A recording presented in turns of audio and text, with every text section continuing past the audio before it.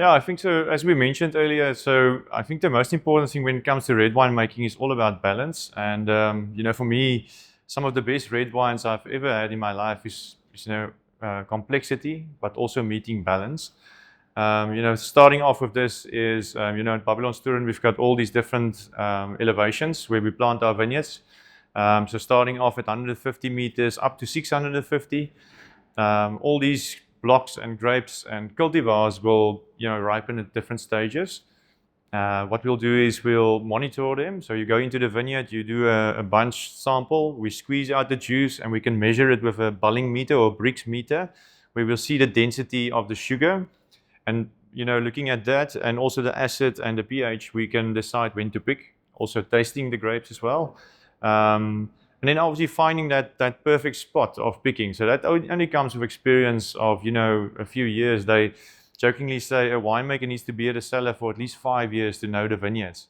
So it's quite a big thing, and getting the right spot. You've got this big build-up, and you only have one day or one spot to pick it at the right sugar level. And so we're very tense on getting the right sugars. As soon as it comes into the vineyard, into the cellar, so we pick everything by hand. That makes it quite premium. It comes in, and then we tip the bins into our sorting system. So we've got a lovely sorting system. So the first thing you want to do is you want to get rid of the stems, because the stems has a lot of bitterness in them. So what we do is we take it through a sorting machine that sort of shakes the bunches. All the berries will fall through onto another table, and the stems will be taken out, and that will go to compost. So we're very big on sustainable farming. So everything that's not used inside the product will go to compost. So what we do is the berries will then go over another sorting table, and then we quite heavily invested into a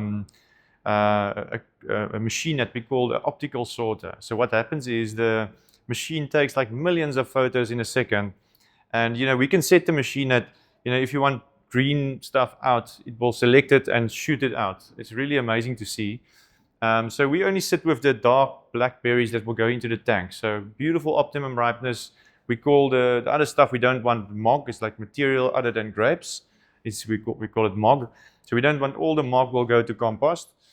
And what happens then, that will go through a crusher. So we just rip open the berry, and that will go then to the tank. So important with white and red, the difference is with the red wine fermentation, you want to keep the skins in contact because the color is in there. With the white, you want to take it off the skins as soon as possible.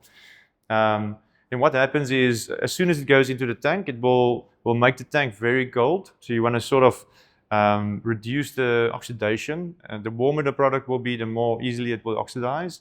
So you want to cool it down as soon as possible, and to preserve the aromas. And then we'll give it 2 days of skin contact to sort of extract that aroma. So in your first 2 to 3 bulling of fermentation, you extract all your aromas. So you want to sort of go very slowly into that. Then you add your yeast after 2 days, and we set up the temperature to about 28 degrees, and we'll start the fermentation process. But now what happens during fermentation, you'll get heat, you'll get CO2, and you'll get alcohol. So your sugar is put into alcohol during the yeast eats the sugar, and it turns it into alcohol. So what we want to do is because of the CO2, all the skins will lift up to the top of the tank, and the juice the wine will be at the bottom.